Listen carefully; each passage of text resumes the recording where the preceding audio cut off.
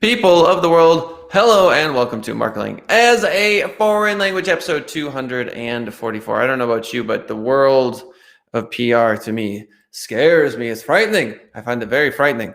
I do like to be on stage. I have no problems with that. The problem I have is forking over $4,000 a month on the off chance that you might get into a particular magazine or somewhere here, or you might get on a radio show. It's a maybe, it's a hunt. I don't know. Will it work? Will it not work? When we work with a PR professional, especially as someone, who owns a small business, it's a bit scary because you never quite know where you're going to land, what they're going to land for you, if it's going to take off, that sort of thing. So if you're going to work with a marketing professional by way of PR, you need to make sure that they are very, very good at their job. And the game has changed a great deal. This isn't 2005. This isn't, we're going to get you in this one particular publication. There are a million different ways of doing PR. And our guest today works a lot with companies. She has a ton of background with corporate America, eventually jumping off to do her own thing. She had a gentleman on the front page, I want to say, of the Wall Street Journal,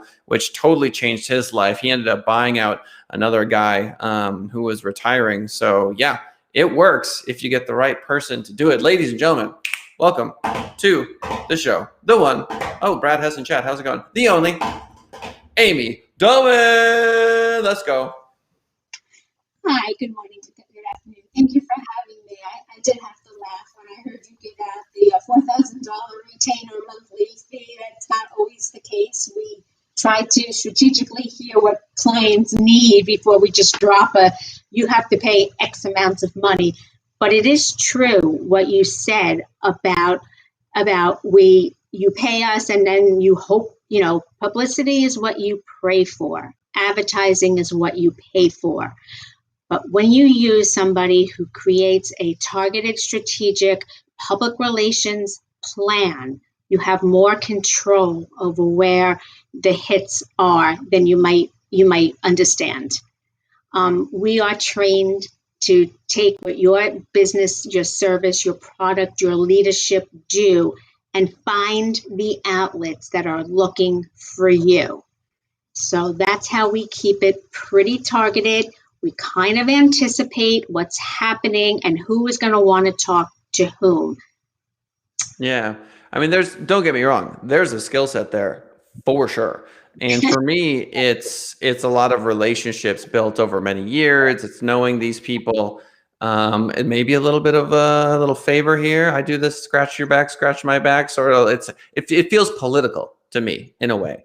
Like how much of it is political? Like, this editor, you have a great relationship with them. They're going to help you out when you need them to help you out. That's an excellent question. I have 30-year relationships with producers, reporters, editors. I can call them on the phone. We can chit chat. If I pitch a client that's not on target for them, they will not do it. It's my job not to pitch those clients because it wastes my client's money. It wastes the goodwill I have with the reporter or producer, and it frustrates me because I like hits. I like to get hit after hit after hit. I've been doing this forever, and the next hit I get is as exciting as the first hit I ever got 30 years ago. It's a rush because you know how many people like me are out there pitching. So you have to look at what's happening in the world and how can you tie that in to what your client is doing.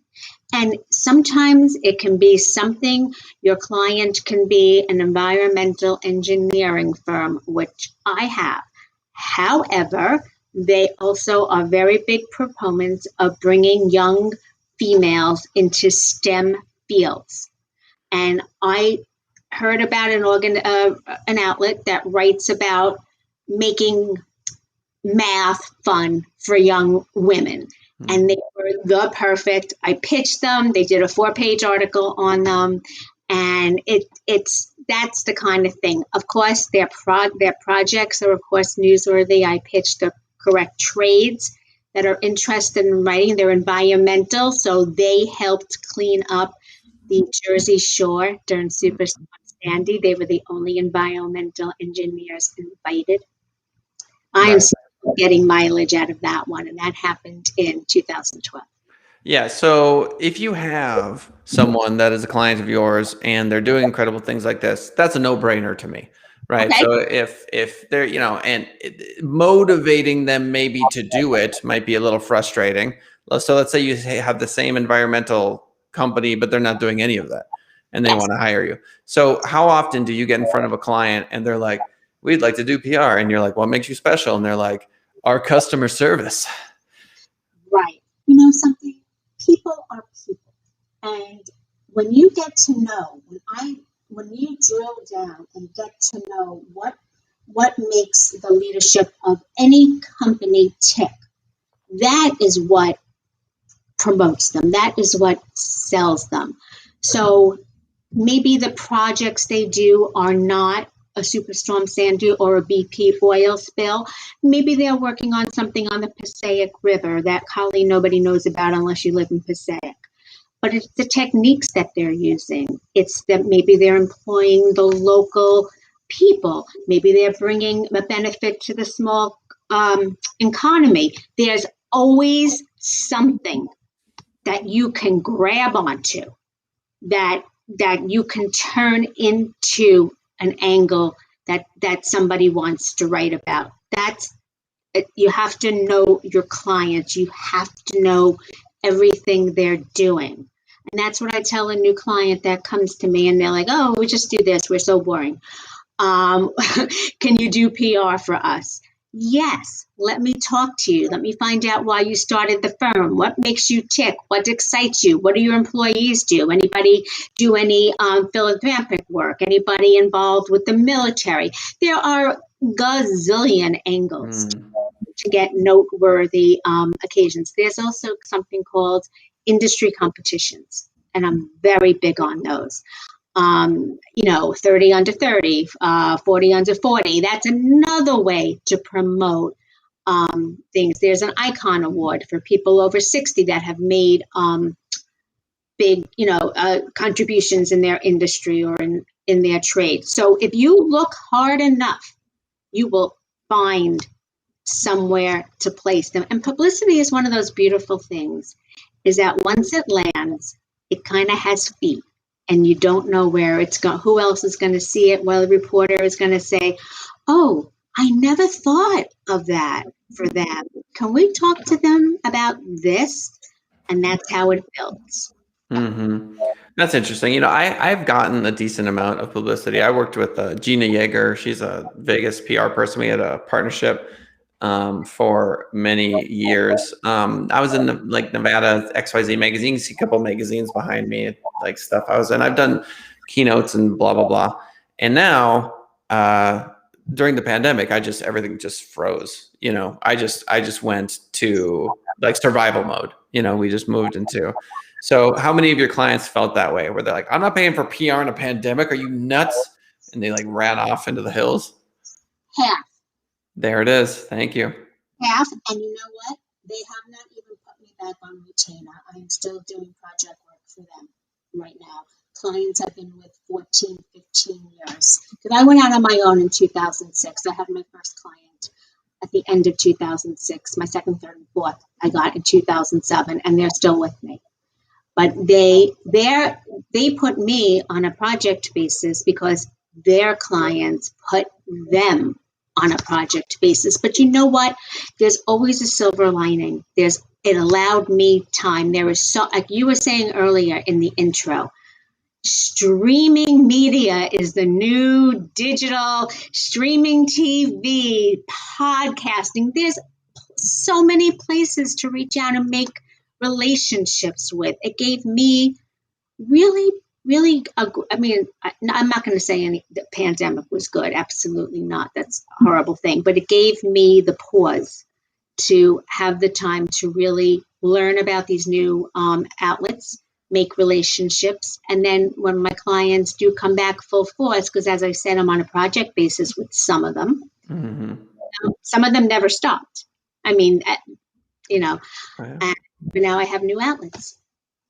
Yeah, so let's talk about the project work, because I think for a lot of people, myself included, when we think about PR, we think $3,500 a month, $5,000 a month, 6,000. It's like huge price tags, and that is what it is, you know. So is this an a la carte option where people can just pick and choose? How's that work? What is a project? What does that mean?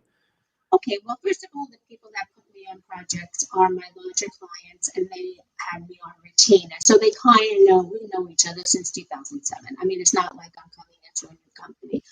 I don't like project work because for that reason, it's very hard to gauge how long something's going to take, how many press releases, how many follow-up phone calls. That's very difficult. So I work with my retained clients, two of them, on project work, which, because they're busy, they just can't count on next month having that same level of busyness. So I just take my hourly rate and I make it higher for project work. Okay, that's fair. Just sort of, Um, just sort of cover the extra work that I might have not anticipated but comes in. yeah, And let me tell you something about retainers too. People say $4,000 retainer, but let me just explain a little bit about what goes into the retainer. Retainer is not because I sit there for an hour, type a press release, and charge you $4,000. That's not how it works. There's a tremendous amount of research behind everything we do. And, that's something that has to be built into the retainer. I personally run my firm. I don't charge for phone calls. I don't charge for mileage. Straight fee, so that people know what they're getting, and so they can budget. And I find for me that works. That works the best. hmm I mean, it's true of almost every profession out there, that, you know, you look at the bill and you go, how could it possibly, like, why are you charging me like $3,000 for this plumbing thing? You know, and then you talk to the plumbers, and there are people who gouge. Don't get me wrong, like, they exist, they're out there. But They're yeah, not in business very long. You know what I find too, and same thing with PR. But they're not in business very long because it's honesty, it's transparency. You have to have the trust of your client, and if you're going to gouge them, then you're not going to have that trust. So why do it? Be honest. Let them know how long it little. Give them a price where you can get your work done and not lose money, but give them a price where they can see results and not feel like they're being ripped off. yeah, and in the age of Yelp and Google reviews, you're just not going to last long. Right. You know, you're going to get eaten alive and disappear pretty quickly. People have no shame. Like, they'll drop a 1-star review on you without blinking. I do want to say that one of the things that I'm very proud about is that I had no business experience. I am an English major. I came into this because I had at the time 14-year-old twins who aged out of the babysitter, and they needed somebody to drive them. And I was working 60 hours a week at a large regional accounting firm as their director of marketing. So I really went out on my own so I could drive my kids. And I had no idea how to run a business. And I have to say that you learn pretty quickly when you bring value, people are going to refer you, and it's all referral based and it's all relationship based. And, the money is important, but it's kind of secondary to having that good relationship because that's where you get future business. Yeah, yeah, that's absolutely true. I mean, it's ironic that marketing companies and PR companies typically get most of their business not through the means that they provide for other people. You know what I mean? It's usually like ad agencies typically get their business through doing a great job for someone and they tell other people. Whereas like your plumber, that's also true, but they all advertise, and it's so much easier. Here's a good example. We rank #1 for internet marketing, Las Vegas. Doesn't really matter. What matters, because when people, even if they search online, it just develops this much trust. But to hire an agency, you need this much trust. Like, you're like, how much am I spending, and who are you guys again? And there's nothing that cuts through the crap faster than, your really good friend saying, look, man, we doubled in size last year. and this is what they're doing. This is how we ranked, and we're getting good return on investment, and blah, blah, blah, blah, blah. You can't beat that. So I'm right there with you. Let's talk about the rise of social media as it relates to PR. So Instagram, TikTok, podcasts. I mean, there's a million different things that people can do.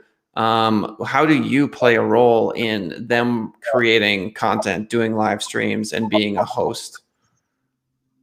So my clients aren't hosts. My clients are the guests that I find. My clients are have their own businesses, their core competencies. They don't have their own radio show, podcast show.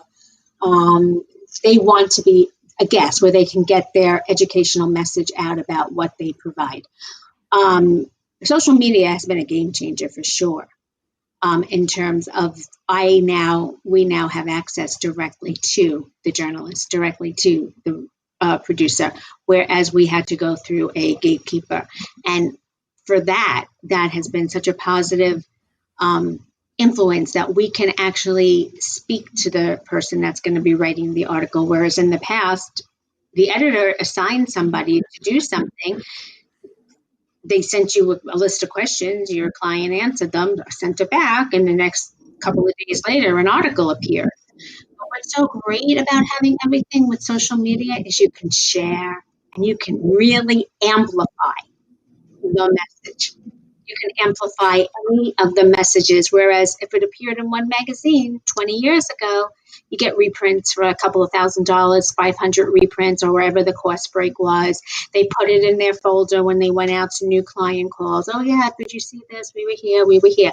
Now, as soon as I get a clip, up on Twitter, up on Instagram, Mm-hmm. I love it. I mean, it really has been a game changer. Mm-hmm.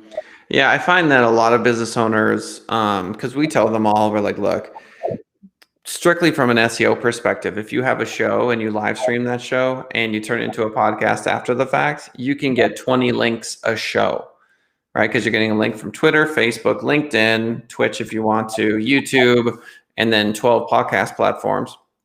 That's link building. And link building will get you to rank better in search. So Absolutely. even if, no one shows up to your show and it's just kind of you talking to nobody for the first 240 episodes, you still get a benefit from it. And what other strategies do you have? I mean, the only other way to go is pray, right? Just take your current customers and go, oh, please, I hope they refer us. Or it's paid ads. It's organic, it's paid. You know what I mean? Pick one. Well, that's what I do. I do earned media. Yeah. I do paid media. So let me give you the caveat. Sometimes you have to do that. Sometimes if they write an article about you in a publication, they want you to take an ad out down the road. 3 ads, 4 ads. That does happen. So I can't totally say it's earned. It used to be church and state advertising editorial, and now it's sort of like we all need to make money. So, you rub my back, I rub yours. But on the most part, my clients get earned media. Earned media has much more credibility than paying for something. But there are so many more ways to get clients to get known, to get referrals besides advertising or anything. There's ways to keep their name out in the media. They just have to be proactive in what they do. And the ones that do that are the ones you hear about. Now, I want to say that I specialize in small to medium-sized businesses, companies that are too small for an internal marketing department, but large enough that they have a budget for public relations. And I do /marketing /branding, blah, blah, blah. But they have to have a story. You can't just come in there and say, I'm a business owner. And everybody has a story. Everybody has one. And So let's talk a little bit about why it is that you want to grab that story from people.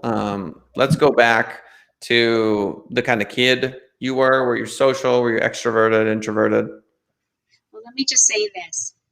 My senior year of high school, I was voted Miss Talkative. Okay. So Does that answer your question? Yeah, I mean, because like I have certain people on my staff that are like, I'll just call them. Right, that's their first thing. They're just like, oh, I'll just give them a ring. Hey, and they have no fear. And I got people who are like, just I would rather jump off a cliff than call a client and talk to them about this issue that we're having. So just for the one person, it stresses them out not to talk to the client. They're just like, I want to get out of there. And so, do you think extroversion and public relations are synonymous? I'm very, very lucky that my personality matches what I do, because I think it would be very difficult if I love people. I love talking to people. As my father used to say, I used to take the Long Island Railroad before I moved out of New York, and I knew everybody in my car seat, everybody, like in the train car. And my dad rode the railroad for 40 years, never spoke to a soul. So I like it. I like hearing people's stories. I don't care if you're not my client. I want to hear your story. I mean, I talk to strangers. I embarrass my children beyond belief because I talk to people. I love to hear what they're doing, not to be nosy, but just it's interesting. My son's befriended in high school a young girl. She Dominican Republican. She had her quinceanera. She was one of the few who did in my town. And I saw her mother in ShopRite because my sons were invited to the quinceanera. And I said, this is such a great story. Can I just, would you mind? Would you talk to the local newspaper about it? I know they'd be interested. And the mother said, sure, I'd love to. Well, 2 newspapers now interviewed them. Front page on the Star Ledger, front page in the town newspaper. My sons, for 3 years after that, if they were with me and they saw me talking to somebody, they would say, don't talk to my mom unless you want to be in the newspaper. Hey, well, I mean, if you're doing it in your free time, then obviously it is something that you love. And I can only imagine the number of connections you've made over the years, given that that's sort of your natural go-to is to be that way, to be extroverted, to talk with folks. When you were doing the marketing gig in corporate, was it similar where you had to kind of talk to different, one hand talks to the other because the company's big enough for that? Oh, sure. So I was in charge of the entire marketing. This is my last corporate job. I came up the ranks. Okay, so this was my last position where I was the director and I had direct reports to me. I controlled the marketing budget, and I had to put in things that were like golf games, like golf tournaments, like golf ads, and everything had to go. So I had to talk to the partners and have them justify to me why this golf tournament was going to be something that would bring a return. Right. So yeah, you have to be very diplomatic, especially I was younger then and they were older partners. So I learned diplomacy. I learned, and that's how I treat my clients, with diplomacy, because you know what? A lot of times there's expectations that need to be managed in public relations. Just because you were interviewed by a reporter, what happens if her boss cuts it? Right. Nobody has any control over that. What happens? I worked for a modular construction firm in 1993. Jim McGreevy was the mayor of Woodbridge at the time, and that's where the firm was. And they were building embassies for the Persian Gulf War. So I had a walkthrough schedule with Jim McGreevy and all the media that he brought. Everybody, News 4, News 9, News 12, blah, blah, blah. There was a terrible rape at a high school in a neighboring town. And the morning of that press conference, the jury came in. Nobody came. So I had to explain to the president of that company, like, we had ordered food, we had ordered liquor. This was a big deal. But this was such a sensational case of this rape of this young girl by football players. And she was developmentally disabled. That puff and smoke. Mm-hmm. You talk about being on the firing line, and that's just one story. So you learn diplomacy. You learn to say, I'm sorry, this is why it happened. Can't be controlled. So I think that's a big part, too, of having your clients feel comfortable. They know you're not going to mislead them or take them down a road they don't want to go. You're going to be honest. And I had a client who represented a young girl who did something that wasn't great. And I got a phone call from George Stephanopoulos, and he wanted my client's client. He didn't want my client, the lawyer. He wanted her 17-year-old client on Good Morning America. Mm-hmm. And the lawyer wanted it. She wanted the publicity. I said, no, they're going to rip your shreds. And George had told the lawyer, because I had put us on a conference call, that he would stay with the talking points that I gave him. But no way. He had a great, hot, sensational story. So I wouldn't let it happen. Wow. Because you just knew you could see the future. Because she was a 17-year-old child, and I didn't want to put her in that position where she would be prey.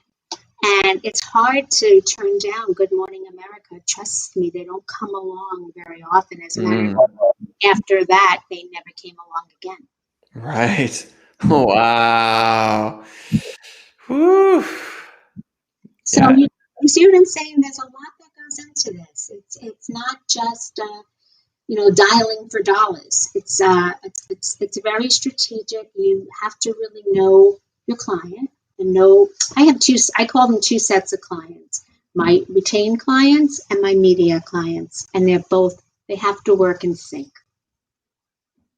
And what's a media client? You're just talking about the journalists and the immediate contact. I consider them my clients too, because without them, I couldn't do my job. And then my retained clients, without them, I couldn't do my job. But I'm not going to put a retained client in front of a client that I know, a contact that I know is going to do something and go off topic, because I don't represent crisis clients that have crises that often. So my contacts are public affairs, television, radio, podcast hosts, and they generally want to educate the masses about accounting. I have an accounting firm, a couple of law firms, sex therapist. That's an easy one. I do. I know. And it's just she's a very interesting story, because when she engaged me, I thought for sure I'd make her the next Dr. Ruth Worsman. But who's interested in writing about her? Not the people that are writing for hustle. The people that are interested in speaking to her is The Knot, Martha Stewart Living, Wedding Wire, because young people now have seen their parents go through divorce, and they want tips and techniques so that they are not in that, in that they want to know how to preserve their intimacy and their relationships. And as my client, sex therapist client, always says, the sexiest organ in your entire body is your brain. Yeah, I love it. So 2 minutes remaining on the show. I want to make sure people have an opportunity to reach out to you after the fact if they have any follow-up questions. Why don't you pitch them on what you do and how they can contact you? Okay, so I do public media relations for professional services firms primarily, though I do it I'm a generalist, basically. I can be reached at Amy Delman PR at Verizon.net or 201-563-4614. And my website is www.amydelmanpr.com. Yeah, so PR doesn't have to be scary. It can feel a little bit scary. My little nugget of wisdom for all you business owners out there that are afraid to be the face of your company, you're going to plateau. I mean, I can't say that for sure, but I mean, there's a good chance that you're not going to rise as quickly as you could, because no one's going to sell like you. No one loves the company as much as you do. I mean, you are it. And if you're willing to get out there and to have a public persona that you grow over time, I'm telling you that is the path. When I was doing public speaking engagements, I can't tell you how many clients I've earned from doing that. It is an absolutely fantastic way to push forward. And the magazines, being a guest on a show, even if the business doesn't come in the way that you think it will, the training the sweating, the honing of that message is incredibly important. It'll make you a much better salesperson, and it'll open up doors for your future. Go ahead, Amy. Yeah. I want to say one thing. It's your differentiator. Your clients, if they're not doing radio, television, podcasting, that gives you, that brands you as the expert and makes you a thought leader. Yes, ma'am. There you have it, ladies and gentlemen. Marketing as Foreign Languages, episode 244. We'll see you all next time.